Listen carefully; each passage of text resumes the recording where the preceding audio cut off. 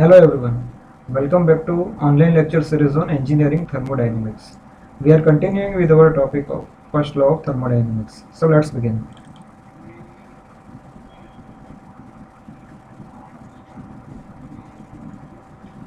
So we will quickly do a revision of what we have done in our previous lecture. So in previous lecture we started with our new chapter, first law of thermodynamics.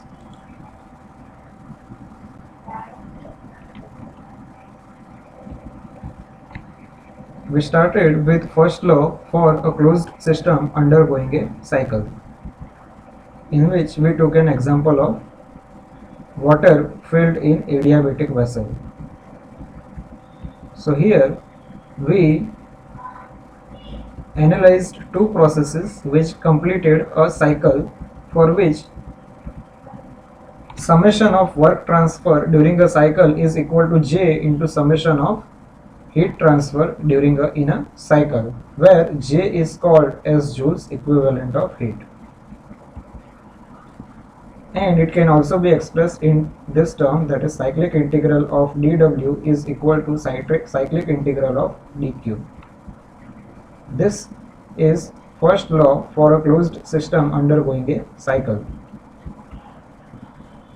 Then we applied the first law of thermodynamics for a closed system undergoing a change of state.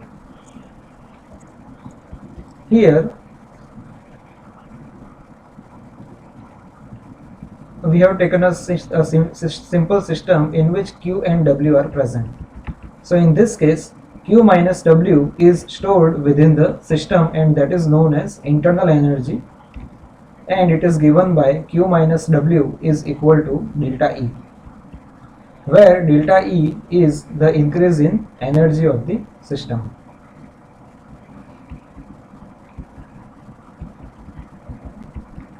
Then we proved that energy is a property of system. Here we took two different cycles, E to B and E to C, and after applying first law of thermodynamics, we obtained that delta EB is equal to delta EC, that is, the change in internal energy is independent of path which it is following. Then we studied about different forms of stored energy, which can be of two forms, energy in transit and energy in storage. And the energy in storage can be of two forms, macroscopic energy and microscopic energy. The macroscopic energy are of two types. First is kinetic energy, which is half mv square, and second is potential energy, which is mgz.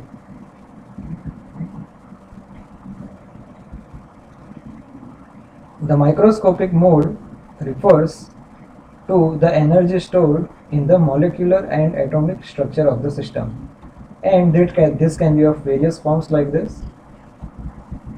So the total energy is given by Ek plus Ep plus U, that is summation of macroscopic energy and microscopic energy. In the absence of motion and gravity, we can do it in this way, where total energy is equal to internal energy, and we also studied about various forms of first law of thermodynamics. Then we studied about specific heat at constant volume.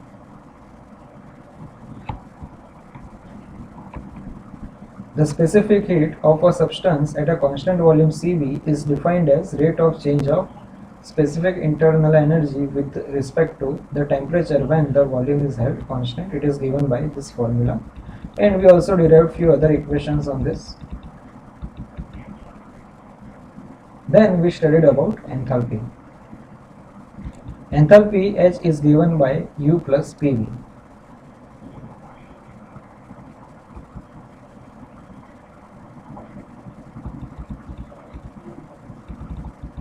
And we derived that when process is of constant pressure, the heat transfer is equal to change in enthalpy.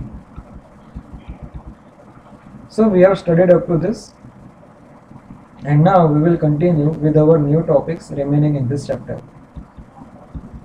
So now the next topic is specific heat at constant pressure.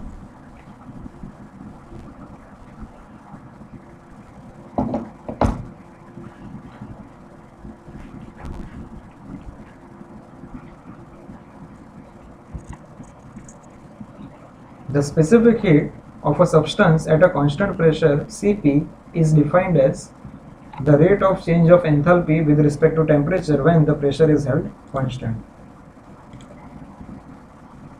So here it is the rate of change of enthalpy with respect to temperature when the pressure is held constant.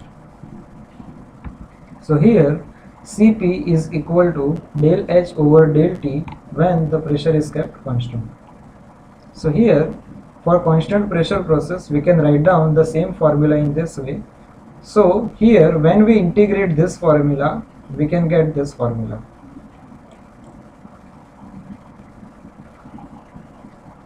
Okay, and the first law may be written for a closed stationary system composed of unit mass of pure substance. So here this is our first law. Now again H is equal to U plus PV. So we can integrate when we integrate this formula, when we differentiate this formula, here dH, here du, and instead of differentiation of PV we have written this. So if you recall, the differentiation of PV is given by P into dV plus V into dP. That is, first we keep P constant and we differentiate volume, plus then we keep V constant and we differentiate pressure. So here if you see du plus P dV is written as dq plus vdp. So here d cut q is given by dh minus vdp, and as we know that here we are currently discussing about constant pressure process. For constant pressure process this dp will be 0, so this term will not be considered. So here we have d cut q is equal to dh. So d cut q of at constant pressure is given by dh. So we can integrate this term, so we will be getting this once we integrate this previous equation. So again, instead of delta H at constant pressure we have utilized this formula.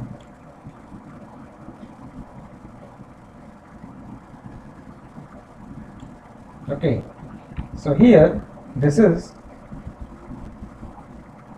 all about specific heat at constant pressure.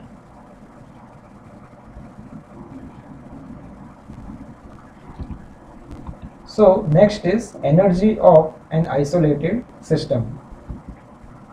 So as we have studied in our introduction chapter, that an isolated system is one in which there is no interaction of system with surrounding. For an isolated system we can write down d cut q equal to 0 and d cut w is equal to 0 because there is no interaction of energy between system and surrounding.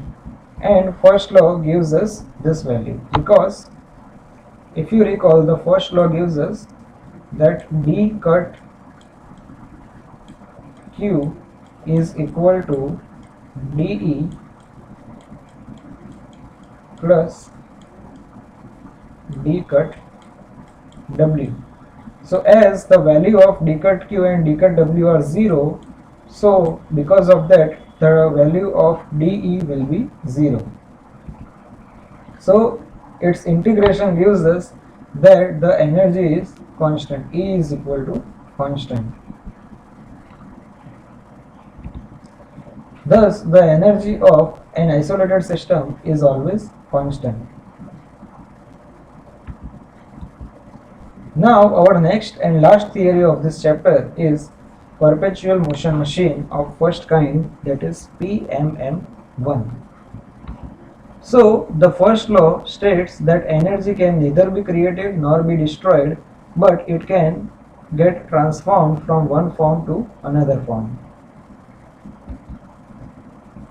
Thus, here there can be no machine which would continuously supply mechanical work without some form of energy disappearing simultaneously. So here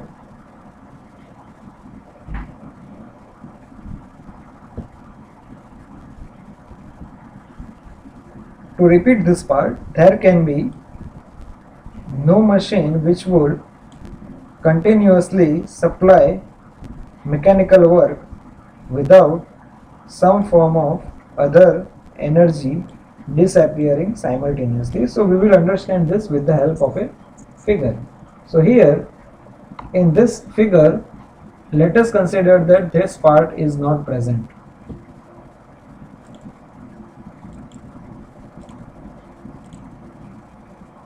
So this part, let us say this part is not present here.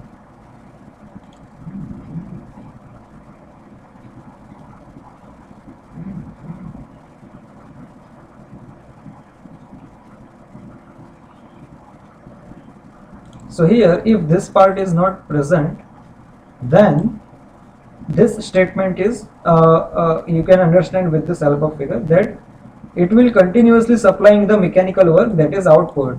However, some other form of energy is not disappearing simultaneously. So there can be no engine which will continuously provide us mechanical work without consuming any kind of heat. So if that is possible, then it is called as perpetual motion machine of first kind. So Q has to be there based on the first law of thermodynamics. Q has to be there. So this is an imaginary machine which is not possible. In this imaginary machine, we will be continuously getting work output without any heat input. So this is called as perpetual motion machine of first kind. So this is impossible. Now this is the reverse of this machine. The converse of the above statement is true, that here in this machine we are continuously providing work into this machine, however we are not getting any output. So here you can read it that there can be no machine which would continuously consume work without some other form of energy appearing simultaneously. So this is a converse or reverse of perpetual motion machine of first kind.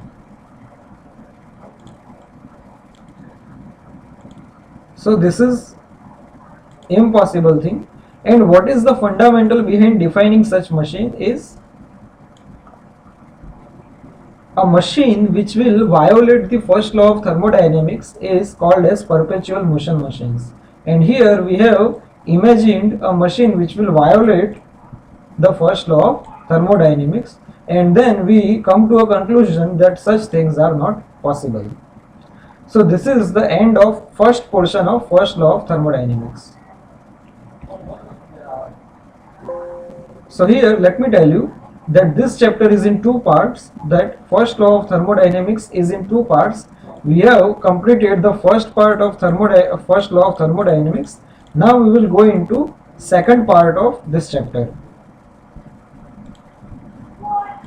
Here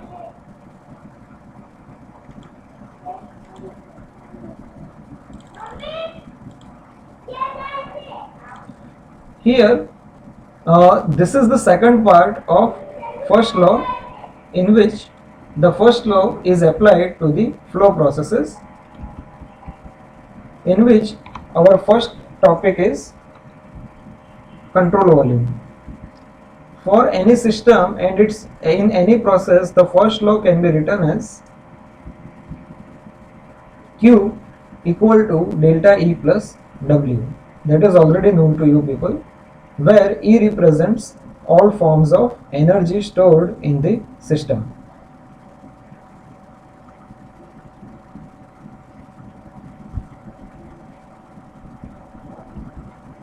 For a pure substance, we can write down that total energy E is equal to Ek plus Ep plus U, where Ek is kinetic energy, Ep is potential energy, and U is called the residual energy stored in the molecular structure of substance.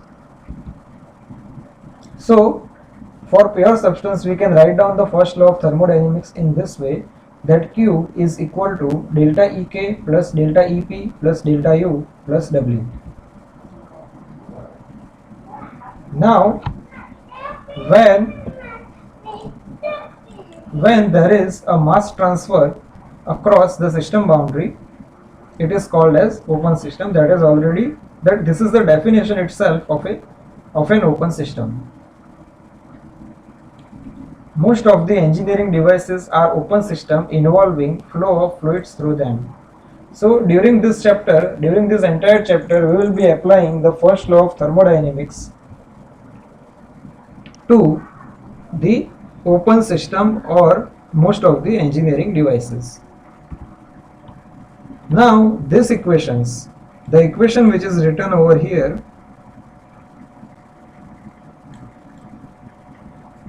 this equation refers to a system having a particular mass of substance and it is free to move from place to place. So here let us focus on this arrangement, which is a turbine. Here if you see in this turbine, this is the shaft. Here we are having one entry for fluid, and this is the exit of a fluid. Here there is a entry of heat, that is heat is entering into this system, and here we are getting work output through this shaft. And here we have provided a control volume which is defined with this control surface.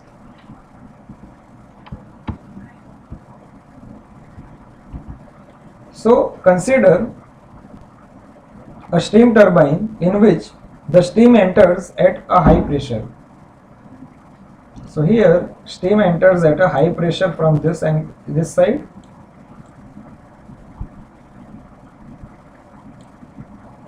and does a work upon turbine rotor and then leaves the turbine at a low pressure through exhaust pipe. So here it exits.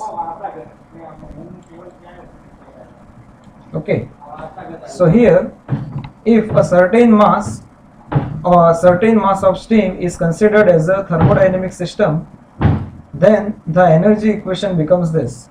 So let us say that for a while we are not defining the control volume and we are focusing on a certain mass, then the energy equation is like this, that is Q is equal to delta Ek plus delta Ep plus delta U plus W. So here there are two approaches that we are going to discuss. First is the moving system is to be followed as it travels through a turbine, that is Lagrange method. So rather than having this control surface, let us say we are focusing on some particular mass of fluid. So let us say that it is over here, then we are following this mass of fluid throughout the turbine system. So that is called as Lagrange method, and the system boundary usually changes its shape, position and orientation relative to the observer. Now there is a second approach of this, in which the attention is focused on certain fixed region in the space called control volume. Exactly, you are seeing this here, that we are focusing on a fixed control volume which is defined with this control surface in this figure.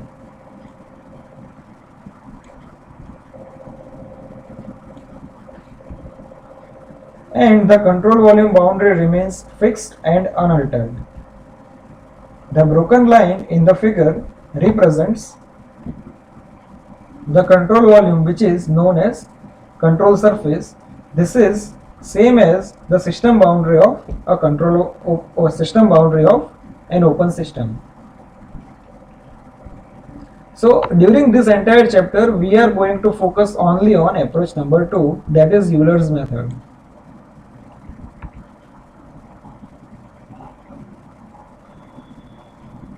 Now we will be discussing about steady flow process.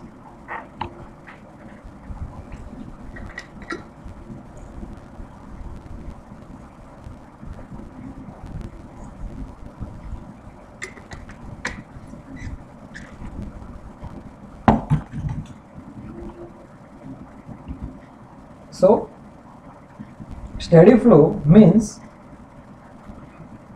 the rates of flow of mass and energy across the control surface are constant. So the flow of mass as well as the flow of energy across the control surface are constant. In most of the engineering devices, there is a constant rate of flow of mass and energy through the control surface, and the control volume in course of time attains a steady state. So most of the engineering devices will be having a steady flow of mass and energy. At the steady state of the system, any thermodynamic property will have a fixed value at a particular location and it will not alter with the time. Thermodynamic properties may vary along space coordinates, but they do not vary with respect to the time in case of steady flow process. Steady state means the state is steady or invariant with the time. So this is all about a steady flow process. Now we are going to discuss about mass balance and energy balance in a simple steady flow process.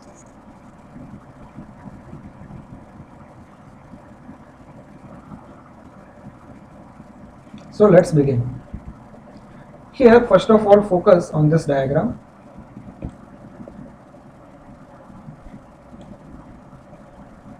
Here we are having a steady flow device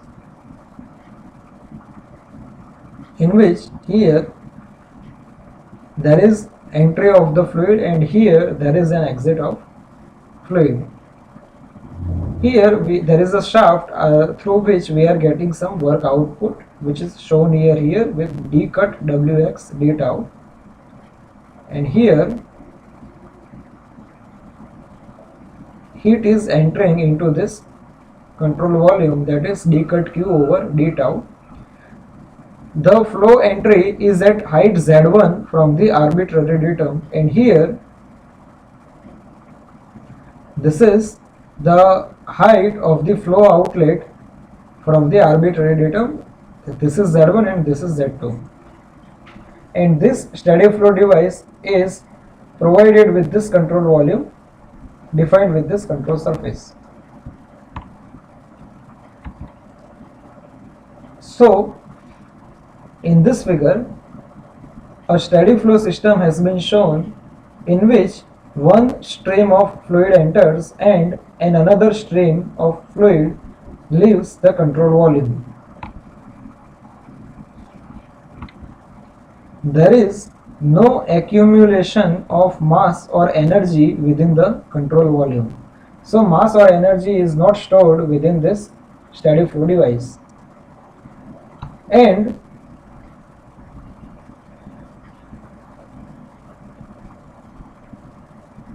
the properties at any location within the control volume are steady with time.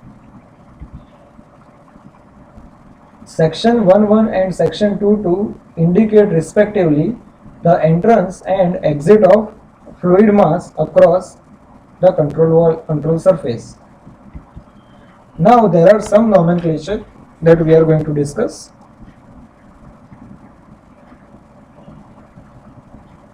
A1 and A2 are cross-sectional area of stream in meter square, that is over here at section 1 and at section 2.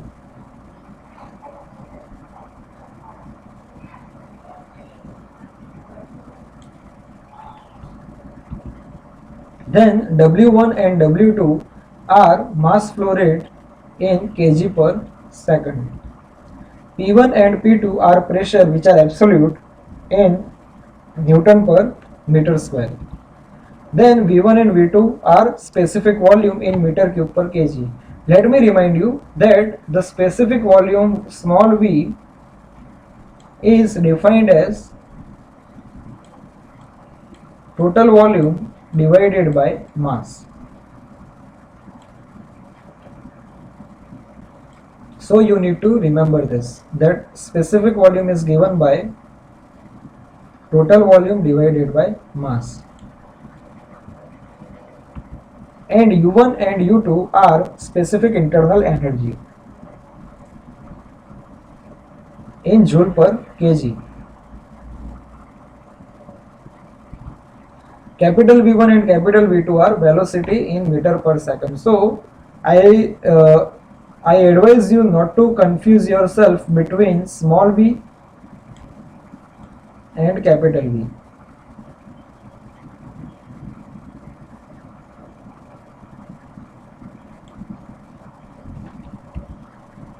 Z1 and Z2 are elevation above an arbitrary datum. d cut q upon d tau is net rate of heat transfer through a control surface, which is given by joule per second.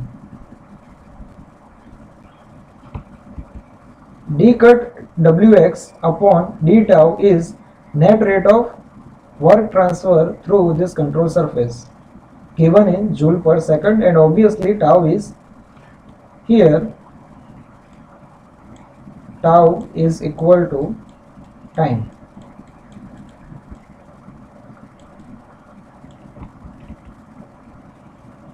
So now we are going to discuss about mass balance.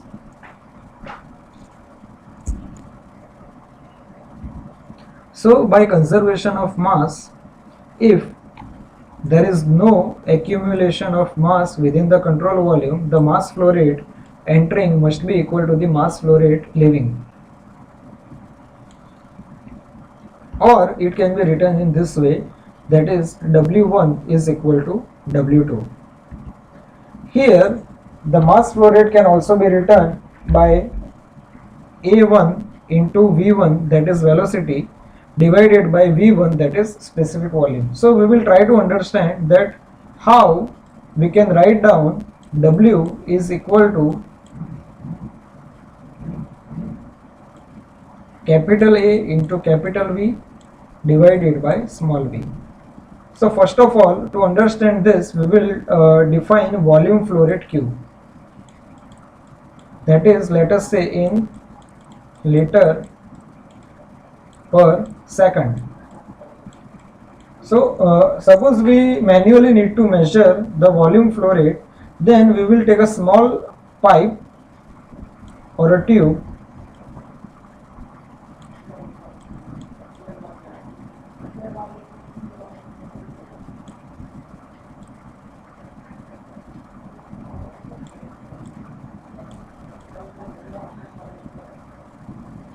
in which, let us say that this is the total length L or height of the pipe, and we are already having the value of cross sectional area capital A.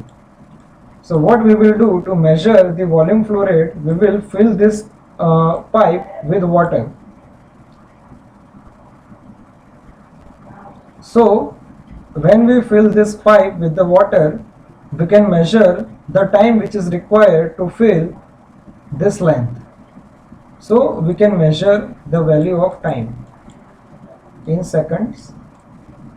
Let us say we are aware of length or height of this pipe in meter, and cross sectional area is already known to us, which is in meter square.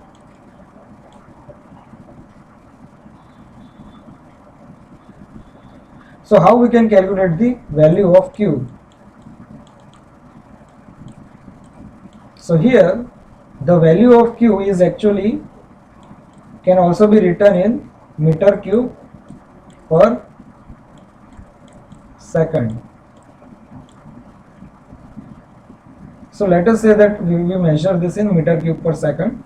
So it will be like this, that Q is equal to area, which is already known, into length, which is the multiplication of area, and this length will give us total volume divided by the time. So when we combine these two, we can get the value as area into velocity. So here we have obtained that Q is equal to area into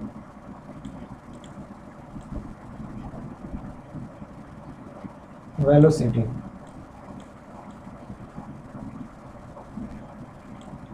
So now we are looking for mass flow rate, and this is volume flow rate. So here, if you remember, density is equal to mass upon volume, or we can write down the specific volume is given by capital V over M, or M into V is equal to capital V. So here capital V is for volume, so let me write down it as a dash so that you don't get confused with the velocity. So here, suppose we divide both the terms with time, that is, we need the rate of mass. So here M into T will give us, okay, I need to write down over here, M into M divided by T will give us W. This volume is as it is, and here we will be getting the answer as Q, because volume upon time is Q.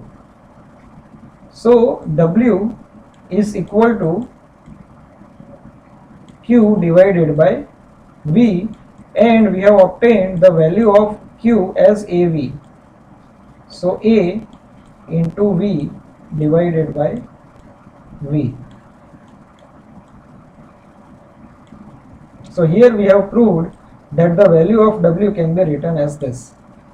You can pause this video and go through this by yourself. So the first portion is this to understand, that is number 1. Then this portion is number 2, and this portion is number 3.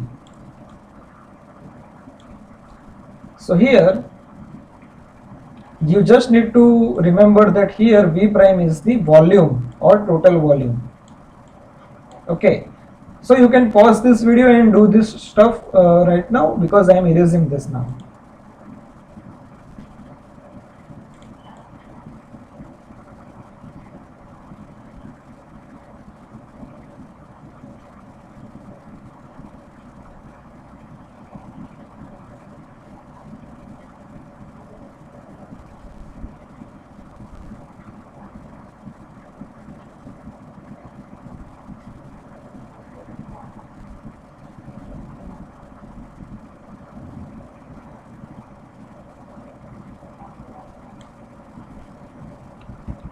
So this is called as continuity equation.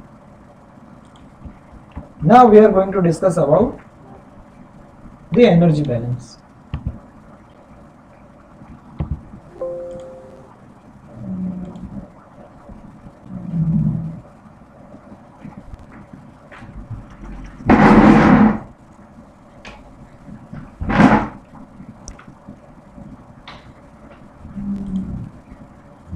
So let's begin. In a flow process, the work transfer can be of two types. First is external work and second is flow work.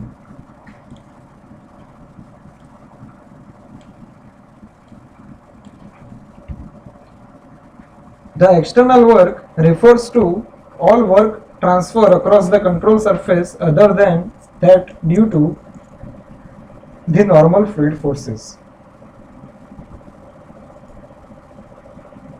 So here in engineering thermodynamics, the only kind of work transfer, external work, which is of importance is shear work, that is WX, which is also shaft work or stirring work. So here we will be focusing only on shear work. Okay, and the flow work, which is already discussed in our previous lecture, is the displacement work done by fluid mass dm1 at the inlet section and that of dm2 which is done at the exit section 2, which is given by these two formulas respectively. And therefore the total work transfer, so first we will try to understand this portion. As you know that the total work W is equal to P into V. Okay, and if you recall, the specific volume small v is given by total volume divided by mass.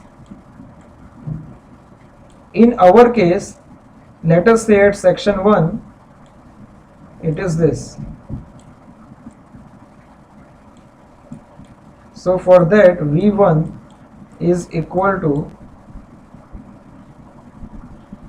the big V1, that is total volume, is equal to V1 into dm1.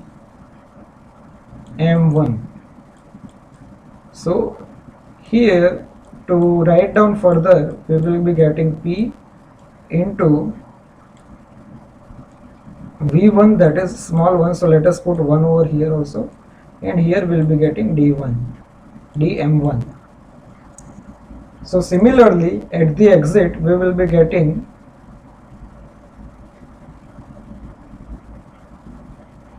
P2 V2 dm2.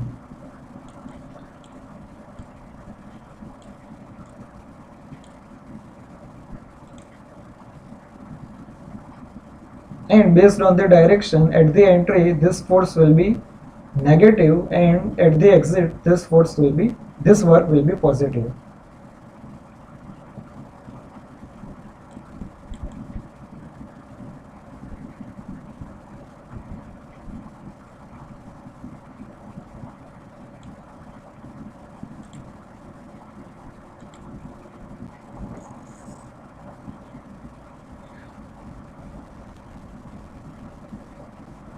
So as we are having two types of work transfer, first is external work and second is flow work.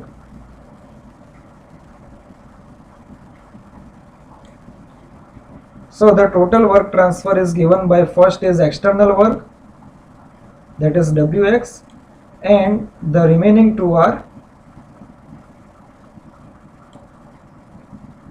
the displacement work due to fluid flow. So in rate form we can divide both sides with respect to time. So here in rate form we have divided everything with d tau. And if you recall, mass upon time is nothing but mass flow rate, which is here W1 and here it is W2. So we can write down it in this way.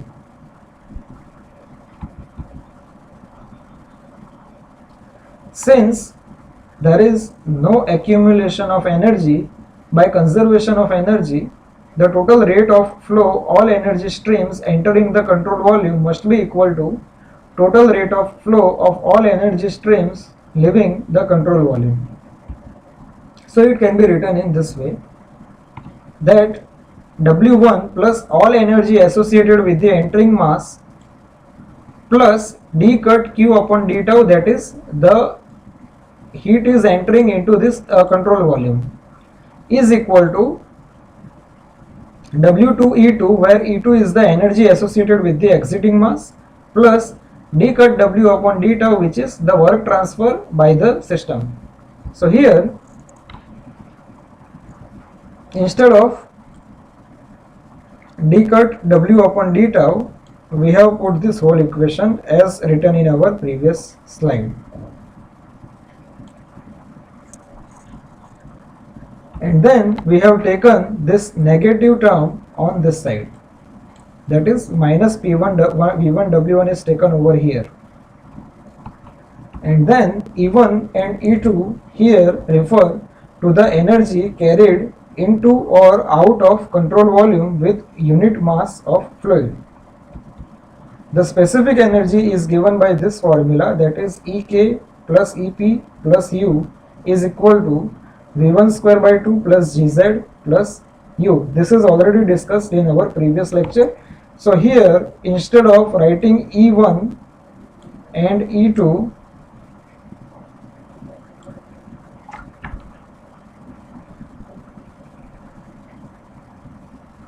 we can put now these values.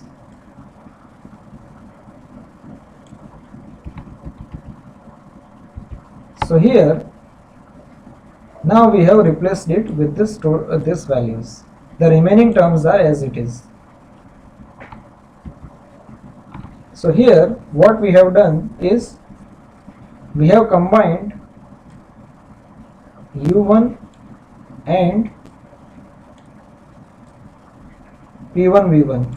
So to explain this, for this whole term, if we take W1 common, then we can get V1 square by 2 plus G Z2 Z1 plus U1 plus P1 V1. So here U1 plus P1 V1 will be equal to H1. So here it will be W1 V1 square by 2 plus G Z1 plus H1.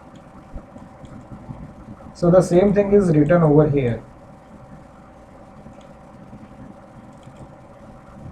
Okay.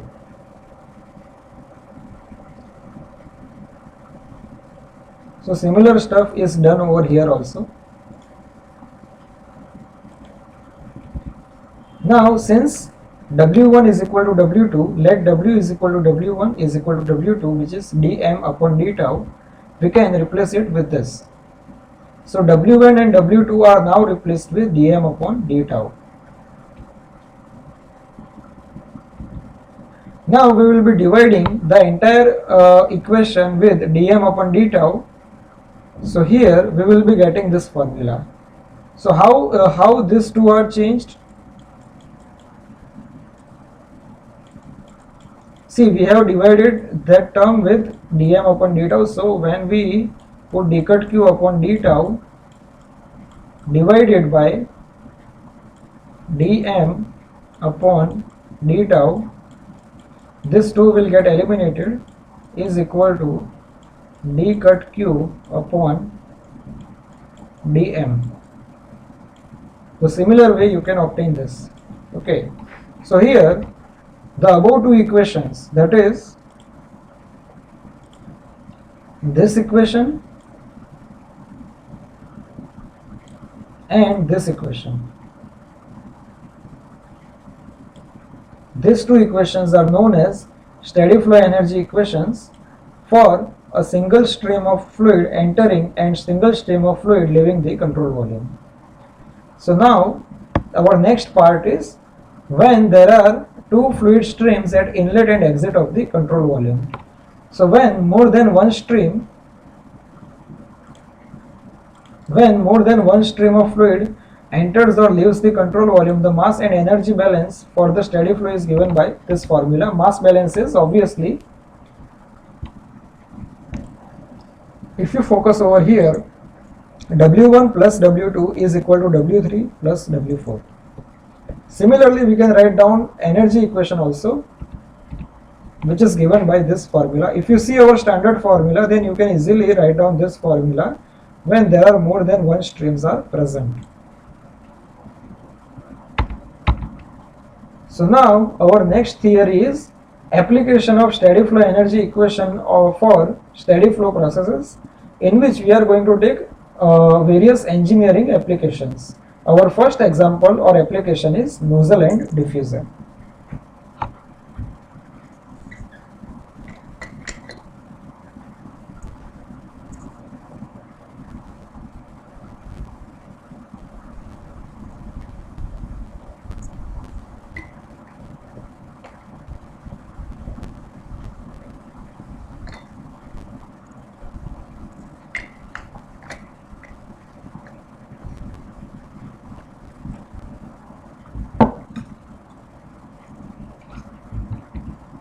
So here let's focus on this figure.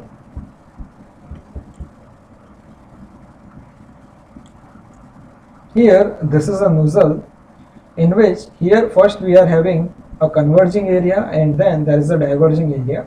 This entire nozzle is provided with insulation, so there will not be any form of heat transfer. Here this is the control surface which is defined.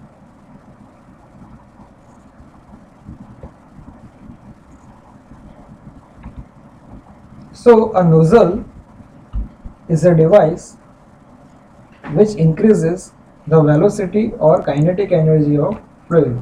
So the task of nozzle is to increase the velocity or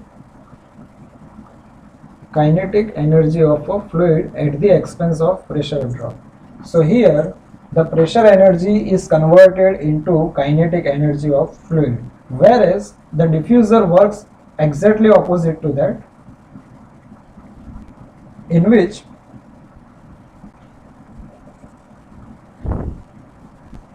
a diffuser increases the pressure of fluid at the expense of its kinetic energy. Figure shows a nozzle which is insulated. So the steady flow energy equation is given by this formula,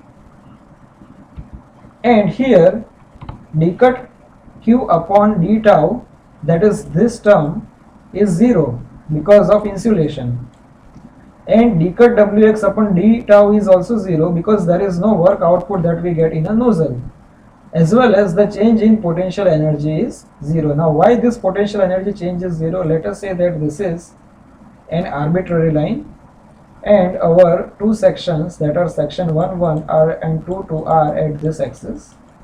So both the sections are at the same height, that is, this is Z1 and this is Z1. So both are equal, so this will also get vanished. So we are only left with this formula, that is H1 plus V1 square by 2 is equal to H2 plus V2 square by 2. So the continuity equation gives us this formula, that is W is equal to A1 V1 by V1 is equal to A2 V2 by V2. Now the inlet velocity is small compared to V2. So in this case, here V1 is much less than V2. So here, because of that, we can neglect this V1 term in this equation. So this will be neglected in this case. So we are left with the formula, that is H1 equal to H2 plus V2 square by 2. So we can obtain the formula V2 is equal to square root of 2 into H1 minus H2.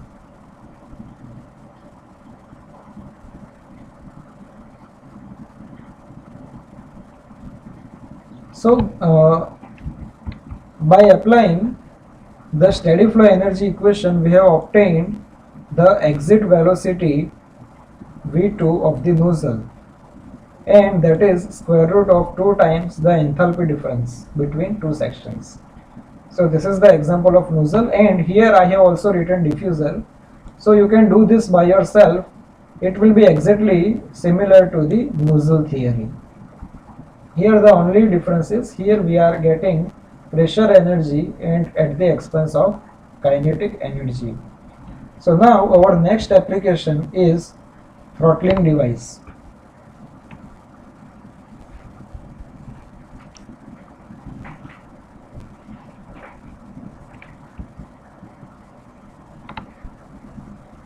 So let's focus on this figure. Here this is a throttling device in which there is an entry and exit, and in between we are having something a very complicated passage for a fluid which is controlled with this valve. So flow of fluid is controlled through this valve. So here when a fluid flows through a constricted passage like a partially opened valve, an orifice or an porous plug, there is an appreciable drop in the pressure and the flow is said to be throttled. So in this figure, if you see, the fluid passage is like this.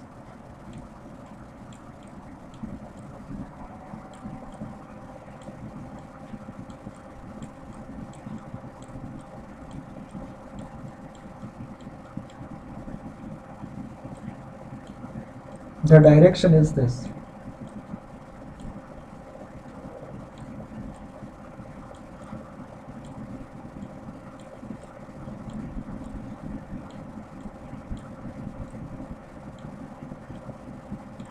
Okay, so now you can see that the flow is very complicated over here, and because of this there will be an appreciable drop in the pressure and the flow is said to be throttled. Now the figure shows the process of throttling by a partially opened valve on a fluid flowing in an insulated pipe. The SFEE equation is this, that is our standard equation. Now here few terms are zero. Why? Because here, as this entire pipe is insulated, so there will not be any form of heat interaction in this figure. Second is, we are not getting any form of work output out of this throttling, so this will also be zero. Now the change in potential energy is zero again if we take some datum line like this, and this is our center line. Then the height is Z1 here, and here it is Z2. If you see, both are at the same height, so GZ1 will be equal to GZ2. So here this equation reduces to H1 plus V1 square by 2 is equal to H2 plus V2 square by 2.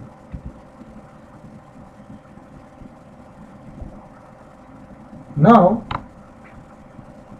often the pipe velocities in throttling are so low that kinetic energy terms are neglected. So here V1 and V2 are neglected because the pipe velocities are very low in comparison with the enthalpies. So in such case, H1 will be equal to H2. So here the enthalpy of fluid before throttling is equal to the enthalpy of fluid after throttling. So with application of steady flow energy equation for a throttling device, we come to a conclusion that enthalpy of fluid before throttling is equal to the enthalpy of fluid after throttling.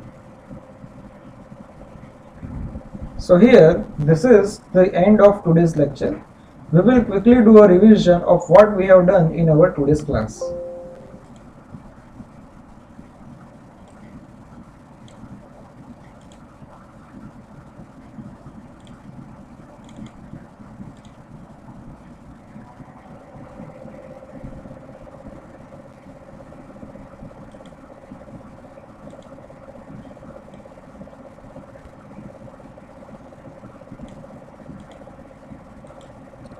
So today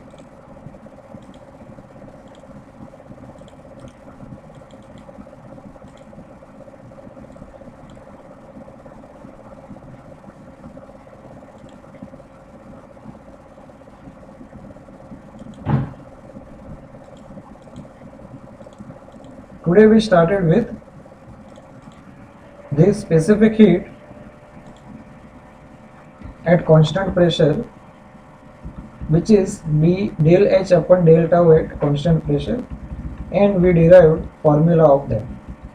Then we studied that the energy of isolated system is constant, and then we studied about perpetual motion machine of first kind PMM1, which violates the first law of thermodynamics, and it is imaginary and not possible. Then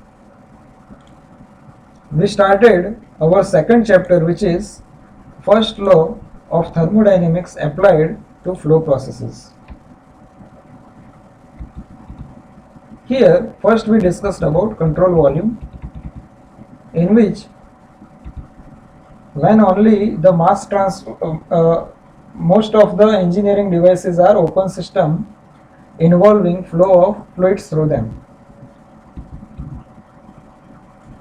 We took an example of a turbine in which we applied we defined the control volume and control surface. There were two approaches, Lagrange method and second was Euler's method, and throughout this chapter we are going to apply the Euler's method. Then we studied about steady flow process.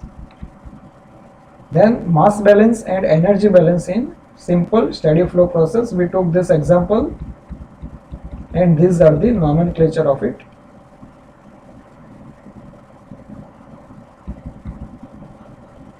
Then we studied about mass balance, which is W1 is equal to W2 if there is no accumulation of mass within the control volume.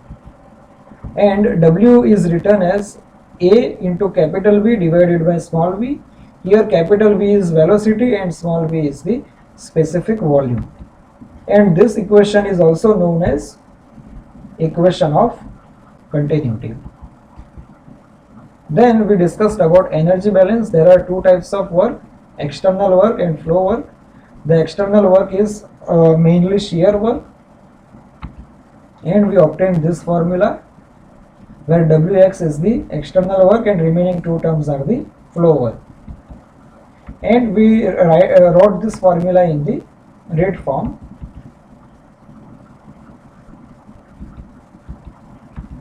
Then we further simplifying this, we were able to obtain this formula, that is first form of steady flow energy equation in rate form, and second we have divided the whole equation with dm upon d tau and we obtain the second formula. So here these two are important formulas which are steady flow energy equation.